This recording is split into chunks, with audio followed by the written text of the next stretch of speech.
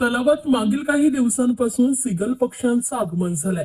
परंतु या पक्ष्यांच्या जीवावर बेतणारे अपायकारक पदार्थ नागरिकांकडून खाऊ घातले जात आहेत. काही जण या प्रकाराला पुण्य म्हणत आहेत, तर काही जण हौसेसाठी हे पदार्थ खाऊ घालत असले तर या पदार्थांमुळे पक्ष्यांचे अस्तित्व धोक्यात येण्याची शक्यता आहे. विशेष म्हणजे सीगल पक्ष्यांना अशा प्रकारे खाऊ घालणे वनकायद्यानुसार गुन्हा आहे असं असतानाही नागरिकांकडून सर्रास या कायद्याचं उल्लंघन सुरू आहे. मानवनिर्मित खाद्यपदार्थांमुळे त्यांच्या स्थलांतरणास सुद्धा येण्याची शक्यता पक्षी अभ्यासक व्यक्त करतायत. मासुंदा तलाव हे ठाणे शहरातील पर्यटनाचं केंद्र आहे. व्यायाम, चालणे, फेरफटका किंवा मनोरंजनासाठी शेकडो ठाणेकर मासुंदा तलावाकाठी फेरफटका मारण्यासाठी जातात. त्यामुळे मासुंदा तलावाकाठी नेहमी गर्दी असते.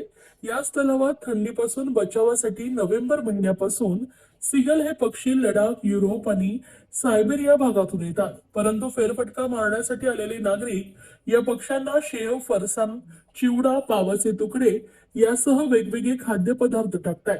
सीगल पक्षी हे पदार्थ खात असले तरी याचा दुष्परिणाम पक्ष्यांच्या आरोग्यावर होण्याची शक्यता आहे. पक्ष्यांना टाकले जाणारे पाव किंवा इतर तेलकट पदार्थ पचण्यास जड जातात. तसेच या पदार्थांमुळे त्यांच्या पोटात चरबी तयार होते.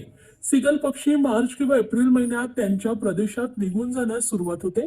या खाद्यपदार्थांमुळे पक्ष्यांना ऊर्जा मिळत नसते. खाद्यपदार्थ त्यांचं नैसर्गिक खाद्य नाही. त्यामुळे नागरिकांनी पक्ष्यांना असे खाद्यपदार्थ टाकू नये असं आवाहन पक्षी अभ्यासकांकडून केलं जात आहे.